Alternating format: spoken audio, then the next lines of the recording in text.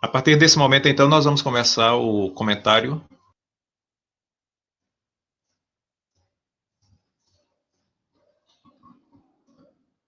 Nós vamos ler algumas passagens aqui, conforme vocês podem perceber aí na tela, e em seguida vamos fazendo comentários pontuais de partes do texto, de versículos ou de períodos um pouco mais longos. Esse é o texto de 1 Coríntios, capítulo 1, do verso 1 ao verso 9. E diz assim: Paulo, chamado para ser apóstolo de Jesus Cristo, pela vontade de Deus, e o irmão Sóstenes. A igreja de Deus que está em Corinto, aos santificados em Cristo Jesus, chamado para serem santos, com todos os que em todo lugar invocam o nome do Senhor Jesus Cristo, Senhor deles e nosso. Graça seja convosco e paz da parte de Deus, nosso Pai, e do Senhor Jesus Cristo. Sempre dou graças a Deus por vós, pela graça de Deus que vos foi dada em Cristo Jesus, porque em tudo fostes enriquecidos nele, em toda a palavra e em todo o conhecimento, assim como o testemunho de Cristo foi confirmado entre vós, de maneira que nenhum dom vos falta, enquanto aguardais a manifestação de nosso Senhor Jesus Cristo, o qual também vos confirmará até o fim, para serdes irrepreensíveis no dia de nosso Senhor Jesus Cristo. Fiel é Deus pelo qual fostes chamados à comunhão de seu Filho. A parte introdutória da carta é essa que vai do verso 1 até o verso 9. E nessa introdução nós temos primeiramente a saudação do apóstolo. Paulo a faz em conformidade com a estrutura que as cartas antigas tinham, na qual a identificação do autor aparecia em primeiro lugar, em seguida a identificação dos destinatários e logo após uma saudação que era a estrutura básica das cartas antigas. Vocês podem ver isso, por exemplo, em Atos capítulo 23, verso 26, que apresenta uma estrutura similar a esta. No entanto, em cada ponto, seja na identificação da autoria, seja na identificação dos destinatários e na saudação, Paulo faz ampliações com considerações de temas cristãos. Na identificação, por exemplo, ele se apresenta como o apóstolo de Jesus Cristo. Isto era usual em Paulo. Em todas as suas epístolas, ele o fazia, identificava-se como apóstolo de Jesus, com exceção da epístola aos Filipenses, as duas epístolas aos Tessalonicenses e a epístola a Filemão. Dependendo da igreja e da relação que Paulo estava mantendo com a igreja naquele momento, porque algumas igrejas causaram dificuldades, a exemplo da própria igreja de Corinto, e isso fez com que Paulo, às vezes, usasse essa identificação como apóstolo como uma maneira de afirmar sua autoridade de escrever e doutrinar em nome do Senhor. Então, dependendo da igreja, essa identificação como apóstolo de Jesus Cristo poderia servir a um propósito, como o de dar credibilidade de seu chamado por Deus, de sua autoridade para doutrinar e de sua autoridade para repreender em nome do Senhor Jesus. Isso acontece, por exemplo, no caso de Romanos, no caso de Coríntios e também no caso da Epístola aos Gálatas.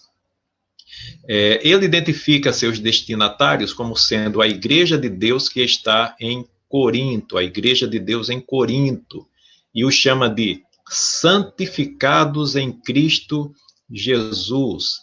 Paulo não identificava a igreja de Corinto, nem a igreja do Senhor em geral, como pertencente aos homens, mas pertencente a Deus. Por isso é a igreja de Deus. Claro que isso aparece logo no início da epístola aos Coríntios, porque Paulo sabe que o tema que ele vai tratar logo em seguida dizia respeito a divisões na igreja, causadas exatamente porque membros da igreja estavam se identificando com personalidades, com homens, e isso fazia com que grupos se dividissem em torno de pessoas, seja Paulo, seja apóstolo, seja Cefas, como se a igreja pertencesse aos homens, e aqui Paulo já deixa claro, não é a igreja de Paulo, não é a igreja de Apolo, não é a igreja de Cefas, é a igreja de Deus. que está em Corinto. E eles foram santificados não em Paulo ou em Apolo, mas foram santificados em Cristo Jesus. Então, é uma forma indireta de Paulo já identificar a igreja exclusivamente com o Senhor, e em seguida ele vai tratar dessa questão da divisão, falando do erro essencial que existia nessa atitude dos coríntios em dividir a igreja em torno de personalidades. O caráter local e universal da igreja também podem ser observados nesse verso. Veja, primeiramente ele diz que é a igreja de Deus. Então a igreja de Deus é uma só e ela está espalhada pelo mundo inteiro. Mas esse grupo específico é a igreja de Deus que está em Corinto. Então nós temos aqui a identificação de uma igreja local. O caráter universal é igreja de Deus, que compreende todos os cristãos. O caráter local é a igreja de Deus que está em Corinto. Temos, portanto, a identificação de uma igreja local. Em seguida, Paulo usa as expressões graça e paz. E isso também é significativo nesse momento da epístola, porque ele está escrevendo para uma igreja multiétnica. E dentre as diversas nações cujos representantes formavam a igreja de Corinto, estão judeus e gentios. Daí Paulo usar uma expressão que normalmente aparecia entre os gentios, que é a expressão graça, ou charis, e uma expressão que era usada nas saudações dos judeus, a expressão paz, ou shalom. Paulo usa aqui charis e shalom, expressão de saudação grega e judaica, exatamente para estabelecer o fato de que, apesar do aspecto multiétnico da igreja, ela constituía-se em uma unidade em Cristo. A igreja é uma só, independente das etnias que a formavam, das pessoas e das nações que a constituíam. Então, é uma maneira de Paulo também tratar dessa questão da unidade, agora enfatizando a questão dos gentios e dos judeus que compunham a igreja de Corinto. O apóstolo agradece a Deus, ainda estamos na saudação, o apóstolo agradece a Deus pela obra completa realizada na igreja de Corinto. Aqui ele usa as seguintes expressões: em tudo fostes enriquecidos nele, em toda a palavra e em todo o conhecimento. Isso está no verso 5, e diz respeito ao reconhecimento de Paulo de que a graça de Deus enriqueceu os coríntios pela palavra, em toda a palavra e também em todo o conhecimento. Pela primeira vez, ele usa a expressão conhecimento, referindo-se ao conhecimento do Evangelho, ao conhecimento de Deus, que é o verdadeiro conhecimento e que reflete a verdade de Deus. Também tem um propósito para Paulo colocar aqui a expressão conhecimento, porque um dos temas mais sensíveis na igreja de Corinto era a relação da igreja com o saber, com o conhecimento. A igreja de Corinto estava flertando com a sabedoria grega, com a sabedoria filosófica, e entendendo que essa sabedoria poderia nortear a sua reflexão do evangelho, o que se constituía num problema também. Aqui Paulo usa, portanto, a expressão conhecimento, referindo-se ao conhecimento de Deus e não ao conhecimento dos homens. Logo depois ele vai resgatar esse mesmo tema para tratar desse flerte da igreja com o conhecimento mundano e vai reprovar tal atitude. Mas, de início, ele já deixa claro aqui que o que realmente enriquecia a igreja de Corinto era o conhecimento de Deus e não o conhecimento dos homens. A confirmação do evangelho na igreja de Corinto, ou entre os coríntios, foi evidenciada pelo fato de que todos os dons espirituais poderiam ser observados naquela igreja. Isso está nos versos 6 e 7. E isso nos conta acerca de uma coisa muito importante. Veja, apesar de todas as dificuldades vividas pela igreja ou manifestadas na igreja e no convívio dos seus membros, aquela igreja de Corinto era uma igreja legitimamente cristã. E isso fica claro pelo fato de Deus estar abençoando a igreja e dos dons espirituais terem sido divididos entre os membros da igreja. Paulo diz, portanto, nenhum dom vos falta, sinal claro da graça de Deus entre os coríntios. Paulo tem confiança de que Deus os guardará até o fim. Isso está nos versos 8 e verso 9, e aponta para a segurança da salvação.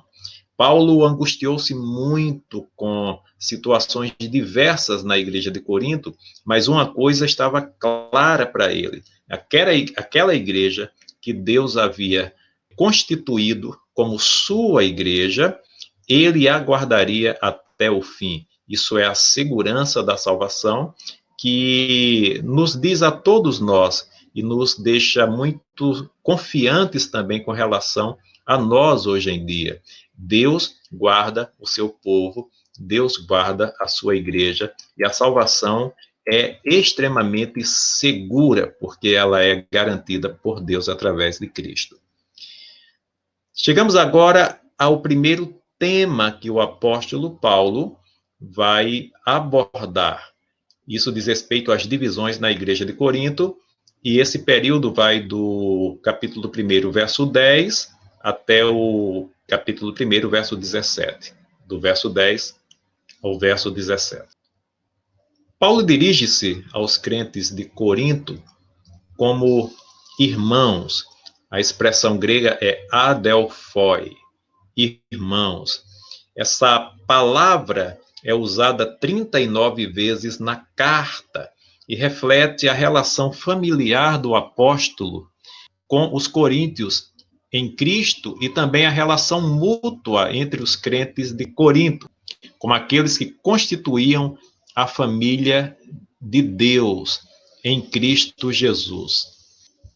Essa expressão, irmãos, também destaca a necessidade do reconhecimento da unidade cristã, da unidade que aqueles cristãos coríntios deveriam nutrir entre eles. Se eles fazem parte de uma só família, e se eles são irmãos em Cristo, o que se espera disso, portanto, é a unidade, e não a divisão, conforme se podia ver naquela igreja. Nos versos 10 ao verso 12, Paulo identifica a natureza do problema daquela igreja como sendo dissensões e contendas. A expressão é esquisma, que significa fragmentação, mas que aqui tem um sentido de dissensão, discussão, discórdia. A palavra eres, que é usada aqui para contendas, veja, ele usa tanto a expressão esquisma para falar de dissensão que causa divisão, como também a palavra eres, que é usada para significar contendas aqui, e também pode significar discussão ou discórdia. Discussão e discórdia aponta para a falta de concordância em determinados temas. Aqueles cristãos coríntios estavam discordando entre eles acerca de diversos temas e de diversas situações, e essa discordância favorecia a divisão em grupos menores, grupos estes que se identificavam com uma versão ou outra acerca de um determinado tema, e com isso estavam dividindo a igreja. Em Gálatas, capítulo 5, versos 19 a 21, Paulo classifica como atos da natureza pecaminosa exatamente essa disposição à divisão por meio de discussão e de discórdia, conforme pode ser percebido aqui no verso 11 da carta aos Coríntios. A expressão katartizo, que aparece aqui com o sentido de união, é usada em Mateus capítulo 4, verso 21. Essa expressão aparece aqui no verso 10 da epístola. Em Mateus 4, 21 e Marcos 1 e 19, ela aparece com o sentido de restaurar redes. A união, portanto, que Paulo espera dos coríntios é algo semelhante àquilo que se faz por um pescador quando terminada a sua pescaria e percebendo furos na rede, o que pode inviabilizar o seu trabalho, ele costura a rede e torna-a apta novamente para o exercício do trabalho para o qual ela foi produzida. No caso da comunidade cristã, a contenda, a dissensão, a discórdia poderia inviabilizar toda a caminhada da igreja, de modo que isso só seria restaurado por meio da unidade, como uma rede que é consertada e novamente volta a funcionar adequadamente. A igreja de Corinto precisava restaurar a unidade cristã para poder funcionar adequadamente como igreja cristã na cidade de Corinto, que dá um bom testemunho do evangelho e que também possibilita o crescimento mútuo dos seus membros. O problema na igreja de Corinto, no entanto, não estava em seus membros se identificarem com algum líder especial, mas em que tal identificação estava dividindo a igreja, conforme pode ser visto nos versos 12 e 13. Às vezes nós podemos pensar que Paulo estava irritado com o fato de que alguns cristãos se identificavam com uma outra pessoa. Não é necessariamente esse o caso. É natural que nós acabemos por nos identificar com determinadas pessoas, com determinados pastores ou pregadores. Isso é natural que nós gostemos mais de ouvir determinadas pessoas do que outras. Isso não é um problema necessariamente. Então não havia problema em os coríntios simpatizarem mais com Paulo. A questão não era essa. A questão é que tal identificação estava dando lugar a uma ação da carne, uma ação pecaminosa, que era dividir a igreja em nome dessa identificação.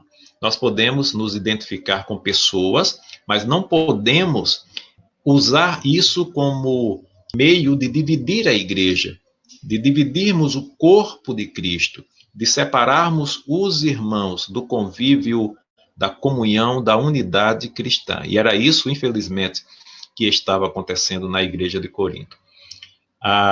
No verso 13, aparece a palavra merizo, que significa dividir, e vocês podem perceber o sentido dessa palavra em passagens como Romanos capítulo 12, verso 3, 1 Coríntios 7, verso 17, 2 Coríntios capítulo 10, verso 13, Hebreus 7, verso 2, sempre com esse sentido de uma divisão que afronta a unidade esperada da igreja e que afronta a própria obra de Cristo. Por isso, nesse ponto, Paulo enfatiza que Cristo não é divisível. Aquelas pessoas estavam, através de sua atitude de simpatia ou identificação com alguém, dividindo o corpo de Cristo. Mas é o corpo de Cristo, é a igreja de Cristo, que metaforicamente significa o seu corpo, que estava sendo dividida por meio de uma ação da carne. Mas Cristo não é divisível, Paulo deixa claro. Logo, a ação daqueles coríntios era extremamente reprovável e deveria ser corrigida imediatamente. Paulo não está tratando aqui de qualquer pecado, mas ele está tratando de um pecado que se constitui como sendo um dos piores que alguém pode cometer no âmbito da convivência eclesiástica, o pecado de tentar dividir o corpo de Cristo. A próxima sessão é a que vai do verso 18 ao verso 31 da primeira carta aos Coríntios, e diz o seguinte: porque a palavra da cruz é loucura para os que perecem, mas para nós que somos salvos é o poder de Deus. Porque está escrito: destruirei a sabedoria dos sábios e aniquilarei a inteligência dos inteligentes. Onde está o sábio? Onde está o escriba? Onde está o inquiridor deste século? Porventura não tornou Deus louca a sabedoria deste mundo? Visto como na sabedoria de Deus o mundo não conheceu a Deus pela sua sabedoria. Aprove a Deus salvar os crentes pela loucura da pregação. Porque os judeus pedem sinal e os gregos buscam sabedoria, mas nós pregamos a Cristo crucificado, que é escândalo para os judeus e loucura para os gregos. Mas para os que são chamados, tanto judeus como gregos, lhes pregamos a Cristo, poder de Deus e sabedoria de Deus.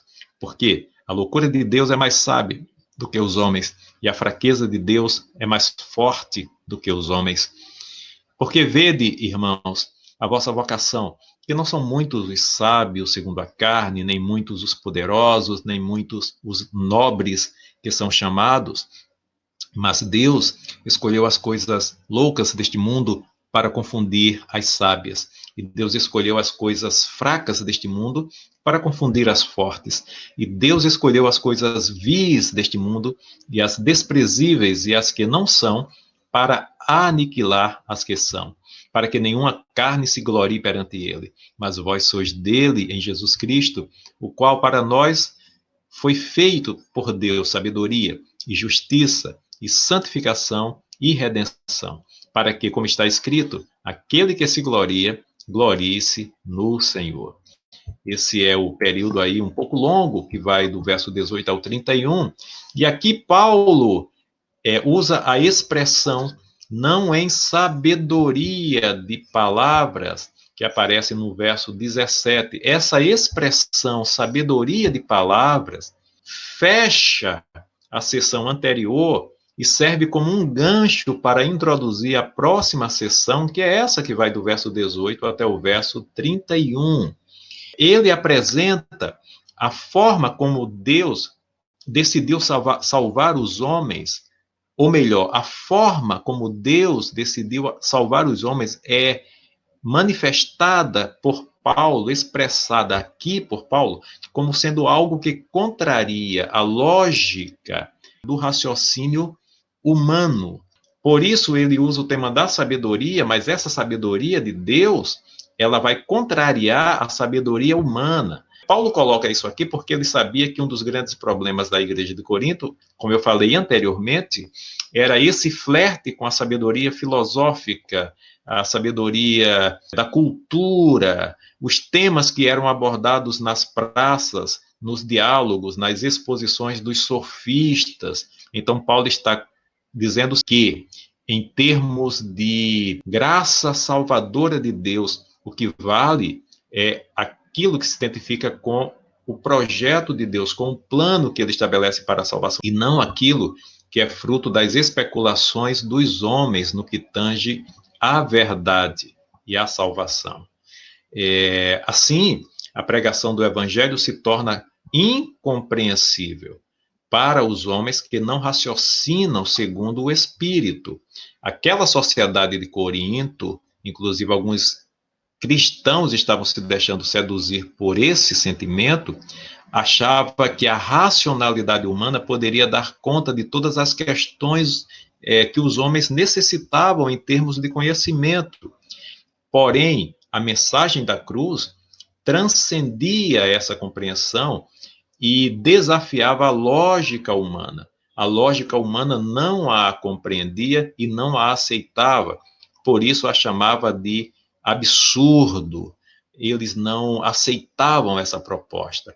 Paulo usa aqui no verso 18 a expressão, porque a palavra da cruz é loucura para os que perecem, mas para nós que somos salvos é o poder de Deus. O que é que Paulo está estabelecendo aqui? Uma coisa é o raciocínio humano orientado pela natureza caída. A racionalidade humana é orientada pela natureza caída e, em termos espirituais, é absolutamente inútil. Agora, uma outra coisa é a razão orientada pelo Espírito, que trabalha a partir da verdade de Deus para o conhecimento, para a razão orientada pelo Espírito. A mensagem da cruz é o poder de Deus, é a verdade de Deus que salva. Para a razão humana orientada pela natureza caída, ela é esse poder de Deus, essa salvação de Deus, ou a maneira como Deus salva os homens através do Cristo crucificado, é chamado de absurdo. Esses homens não tinham a capacidade de compreender. A imagem é acentuada pelo verso 21, que diz: visto como na sabedoria de Deus o mundo não conheceu a Deus pela sua sabedoria. Aprove a Deus salvar os crentes pela loucura da pregação. A sabedoria de Deus tornou nula a sabedoria do mundo. Mundo aqui significa os homens pecadores, aqueles que são guiados por sua natureza corrompida. E isso no tema da salvação. Deus anulou a sabedoria do mundo, Deus a contrariou. A sabedoria dos homens não pôde reaproximá-los de Deus. Aquelas pessoas estavam pensando acerca de vários temas, dentre eles, como poderiam aproximar-se da espiritualidade de maneira satisfatória. No que diz respeito a Deus, Paulo deixa claro: esse raciocínio é nulo. Os homens jamais chegarão a Deus através de sua própria sabedoria, porque Deus assim o decidiu. A expressão, visto como na sabedoria de Deus, o mundo não conheceu a Deus pela sua sabedoria. A sua sabedoria aqui significa a sabedoria do mundo, a sabedoria dos homens. E Deus decidiu em sua própria sabedoria que não era através do conhecimento humano que os homens chegariam a ele, mas através do Cristo crucificado. A pregação da cruz, portanto, parece ser absurda às racionalizações e aos misticismos humanos. No entanto, ela dá glória exclusivamente a Deus. Propondo a salvação por meio do Cristo crucificado, Deus não apenas anulou as racionalizações decaídas dos homens, como também anulou a possibilidade de que qualquer pessoa se glorie diante dele. Os que forem salvos serão exclusivamente através do Cristo crucificado, dado em sacrifício na cruz do Calvário. E isso tira todos os méritos humanos e dá a glória exclusivamente a Deus. No verso 22, Paulo diz: porque os judeus pedem sinal e os gregos buscam sabedoria. Na história de Israel, vários sinais miraculosos foram dados como prova da presença divina. Isso pode ser visto em textos como o Êxodo, capítulo 29, capítulo 4, verso 29 a 31, Juízes, capítulo 6, verso 36 a 40, 1 Samuel, capítulo 2, 34, 2 Reis, capítulo 2, verso 1 a 11, etc. Nós vemos também Mateus, capítulo 16, verso 1 a 4, os fariseus e os saduceus pedindo a Jesus um sinal claro, através do qual eles pudessem identificar a origem de Jesus com relação àquilo que ele demonstrava ser. Isso na proposta, ou no pedido dos fariseus e saduceus, seria uma prova de que Jesus merecia ser ouvido. Então, essa relação dos judeus com sinais miraculosos, ela é antiga, estava presente também no Novo Testamento. Eles queriam uma prova de que Deus realmente estava agindo, de que Deus estava presente. No caso dos fariseus, de que Jesus era um enviado legítimo da parte de Deus. Agora, isso que parecia ser um ato piedoso, na verdade, demonstrava a incredulidade. Sim, no passado é verdade que os sinais miraculosos serviam para mostrar ao povo de Israel que Deus estava presente no meio deles. No caso dos fariseus e saduceus, o pedido por um sinal, uma prova de que Jesus era o enviado de Deus, na verdade, era uma demonstração clara e pública da descrença daqueles fariseus e saduceus. Razão pela qual Jesus diz que a uma geração má e perversa, nenhum sinal seria dado a não ser o sinal do profeta Jonas, que por 3 dias e 3 noites esteve no ventre do grande peixe. Então, Jesus, com isso, aponta para a sua morte e ressurreição, mas os fariseus não entendiam isso como sinal da veracidade de Jesus como enviado salvador de Deus. E ficaram ou permaneceram na sua cegueira espiritual. Então, aqui Paulo diz que os judeus pedem sinais que comprovem que Deus está agindo e tentam estabelecer sobre esses sinais a sua confiança. A expressão para pedem, para o verbo pedir aqui, é aitusi, e ela aparece no tempo presente no texto, o que indica que essa atitude dos judeus era constante, eles estavam constantemente esperando provas de que Deus estava fazendo algo. Então, enquanto eles não identificaram essa prova em Jesus, eles permaneceram na incredulidade. Paulo deixa claro que essa atitude judaica acabava por afastar as pessoas de Jesus Cristo, porque Jesus não atendia aos critérios que eles próprios estabeleciam como sendo os marcos que validavam a autoridade de Jesus.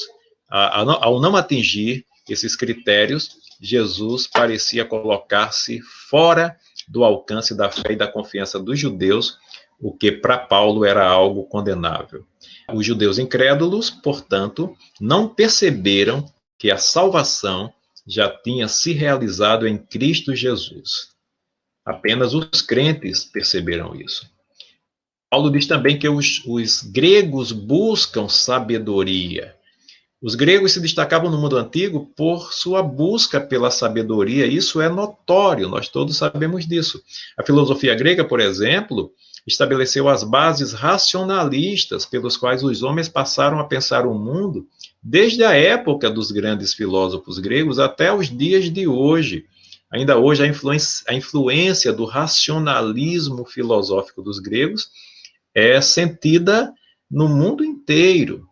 Eles estabeleceram uma forma de pensar e de raciocinar que valorizavam extremamente essa autonomia humana de pensamento e de julgamento das situações diversas do mundo. Mas isso acabava por elevar extremamente a autoconfiança humana. E isso acabava também por se constituir num problema para aquelas pessoas, se renderem a um Salvador morto na cruz do Calvário, porque o raciocínio humano autônomo via isso como absurdo. Por isso, para os gregos, aquilo que era chamado de sabedoria era exatamente o obstáculo, o ponto de divisão que os impedia de chegar à salvação, porque a salvação proposta por Deus contrariava a lógica do raciocínio humano. E isso os afastava da possibilidade de salvação.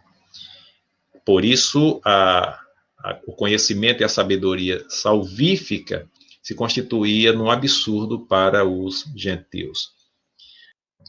Nos versos 23 e 24, Paulo afirma: mas nós pregamos a Cristo crucificado, que é escândalo para os judeus e loucura para os gregos. Mas para os que são salvos, tanto judeus como gregos, lhe pregamos a Cristo, poder de Deus e sabedoria de Deus.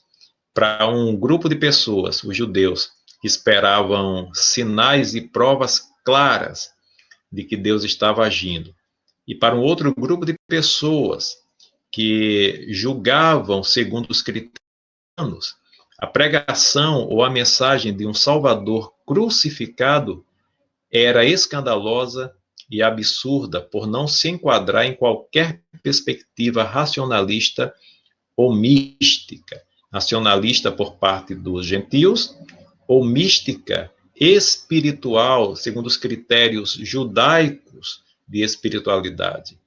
A pregação de um Cristo crucificado não se encaixava nem num caso e nem no outro. Por isso, tal mensagem lhes parecia absurda e ofensiva. No entanto, Paulo diz: mas nós pregamos a Cristo, que para os que creem, sejam judeus, sejam gregos, é o poder de Deus e sabedoria de Deus. Para os crentes, aquilo que era chamado de escândalo ou de insensatez é o poder de Deus e a sabedoria de Deus. Os que são chamados aqui são os que ouviram e receberam o evangelho, ou seja, aqueles que foram colocados por Deus na sua própria igreja, constituindo o seu próprio povo. São os que ouviram e receberam o evangelho. Para estes, o Cristo crucificado significa poderosa salvação de Deus e o conhecimento da verdade de Deus e do Deus da verdade. Tratava-se, portanto, tanto do reconhecimento da legitimidade do modo divino de salvar os homens, como também o reconhecimento de que a verdade estava em Deus e não nos homens, e de que através dessa verdade os homens poderiam conhecer na prática o Deus verdadeiro. É conhecimento teórico dos métodos divinos, e é conhecimento prático, que significa relacionamento com Deus. A cruz de Cristo torna possível tanto uma coisa quanto outra, porém apenas na vida dos crentes. Na vida dos incrédulos, ela continua sendo escândalo e absurdo. Nos versos 26 a 31, Paulo deixa claro que não se fazia sentido a busca dos coríntios por sabedoria humana, uma vez que Deus não considerava esta como critério para o ingresso dos homens em seu reino. Vejam, portanto, irmãos, que toda essa apresentação do apóstolo, toda essa discussão, tem o propósito de demonstrar aos coríntios que o seu flerte com a sabedoria humana, através da qual, ou do qual, no caso do flerte com a sabedoria humana, eles estavam dividindo a igreja, se concentrando em torno de personalidades, de homens que atendiam às suas expectativas de busca pelo conhecimento humano, pela razão humana. Aqui Paulo diz que isso é totalmente inválido, porque Deus não considera a sabedoria humana como critério para ingresso no seu reino. Aqueles coríntios, portanto, estavam agindo de forma totalmente inadequada. Chegamos agora ao capítulo 2 e vamos considerar os versos 1 a 5.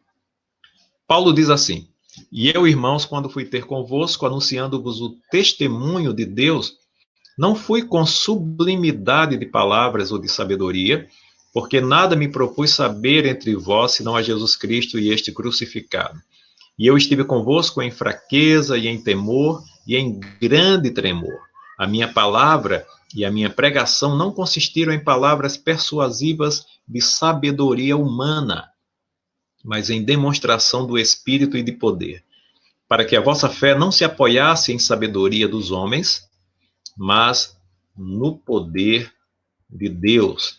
Ainda tratando do tema da sabedoria, e ainda considerando que esse era um grande problema na igreja de Corinto, uma vez que o espírito da cidade, da cultura da cidade, que exaltava a sabedoria, quase a categoria de divindade, estava causando, essa atitude dos coríntios estava causando problemas e divisões. Paulo continua tratando, então, dessa questão da sabedoria. E aqui ele vai concentrá-la no aspecto da pregação. Ele deixa claro, portanto, que a sua pregação, a sua atitude diante da pregação do evangelho, não serviu para ele como uma plataforma para expor sua capacidade retórica e envergadura de raciocínio. A retórica, a oratória, a exposição dos raciocínios filosóficos complexos eram usadas pelos filósofos para impressionar as massas. Eles gostavam de impressionar as pessoas e de tê-las em torno deles. Não é o que Paulo faz. Paulo se apresenta como um pregador, diferentemente dos sofistas, um pregador humilde, que ao pregar enfatiza a mensagem e não a si mesmo. Não é a pessoa do pregador, do sábio, do filósofo, mas é a mensagem que ele prega que está em foco, conforme nós vemos no verso 1. O cerne da pregação de Paulo era o Cristo crucificado. Sua argumentação conservava a simplicidade do fato histórico da crucificação de Cristo e exaltava a grandeza do fato espiritual a ele relacionado, ou seja, a salvação que Cristo, por meio do seu sacrifício, conquistou para os crentes, para os homens. O argumento é fortalecido pela exposição da fragilidade pessoal do apóstolo, contraposto ao poder capacitador do Espírito Santo. que deu êxito à pregação de Paulo. Então, o que as pessoas ouviram em Corinto não foi um grande e sábio pregador, não foi um filósofo poderoso e reconhecido pelas massas, mas foi o humilde apóstolo Paulo, enfrentando suas próprias limitações e dificuldades pessoais, porém fortalecido pelo poder de Deus. Isso, portanto, enfatizava a mensagem e não a figura do apóstolo. Ao expor a sua fragilidade, Paulo, portanto, concentra toda a glória no poder capacitador de Deus e na mensagem do Evangelho. A palavra que ele usa aqui e é traduzida como demonstração, cujo termo grego é apodeixei, significa a prova mais rigorosa, conforme Morris, uma prova incontestável e inconfundível de que o que motivava Paulo e agia através dele era o poder de Deus. A expressão riná, no verso 5, a fim de que, indica o propósito, ou seja, desde o começo, Paulo desejara fundamentar os seus conversos no poder divino e torná-los independentes da sabedoria humana. Essa expressão que indica propósito, portanto, com relação ao tipo de atitude que Paulo teve diante da pregação, visava exatamente isso, anular o apóstolo e anular qualquer possibilidade de identificação dos homens com ele e exaltar a mensagem do Evangelho, para que essas pessoas colocassem sua confiança em Deus, no Evangelho, e não no pregador, que poderia ser tido como um sábio segundo os homens. Não era o propósito de Paulo. A sabedoria não era de Paulo. A sabedoria que os coríntios precisavam era a sabedoria de Deus. O caráter divino da mensagem pregada aqui é exposto por Paulo em comparação com a chamada verdadeira e falsa sabedoria. Essa é a seção que vai do verso 6 até o verso 16 do capítulo 2. E aqui Paulo deixa claro o seguinte, que não era contra a sabedoria humana que ele se colocava, mas sim contra a sabedoria mundana ou falsa sabedoria. Assim, sua pregação manifestava a verdadeira sabedoria, conforme pode ser visto nos versos 6 a 12, cujos atributos eram os seguintes, os atributos da verdadeira sabedoria que Paulo enfatizava. Ela tinha a característica de ser transcendente sobre a sabedoria dos homens, ela era divina, pré-ordenada na eternidade e inacessível à perscrutação humana, no verso 7, os homens não conseguiriam, através deles próprios, atingir a sabedoria divina. Ela não era discernível pelos métodos convencionais de apropriação do conhecimento, não era mera pesquisa histórica, nem a mera audição do discurso ou a leitura de textos que iria tornar a sabedoria divina acessível aos homens. Paulo estava, portanto, apontando para o fato de que somente através da graça de Deus e da ação do Espírito Santo, aquelas pessoas poderiam chegar à verdadeira sabedoria. Ela não estava acessível aos métodos convencionais dos homens. Somente o Espírito poderia revelar no coração e na mente que aquela sabedoria pregada por Paulo era a sabedoria de Deus, era a verdade de Deus salvadora para os homens. Assim, a pregação de Paulo não discorria, em sua forma e conteúdo, sobre os temas comuns à sabedoria humana, mas sobre aqueles advindos da revelação. É isso que nós podemos ver no verso 13. E também o conteúdo da pregação, fica claro em toda essa discussão, não é autoevidente a lógica do raciocínio humano. Essa é a conclusão lógica de toda a argumentação paulina. Se não houver o amparo do Espírito e a aplicação ao conhecimento humano dessa verdade do Evangelho, os homens se tornarão, ou melhor, os homens serão incapazes de compreender aquilo que se fala, aquilo que se prega. Para compreender, portanto, a mensagem do Evangelho, é necessário que o Espírito abra o entendimento e dê conhecimento verdadeiro aos homens, porque os homens são incompetentes para conhecer por si sós.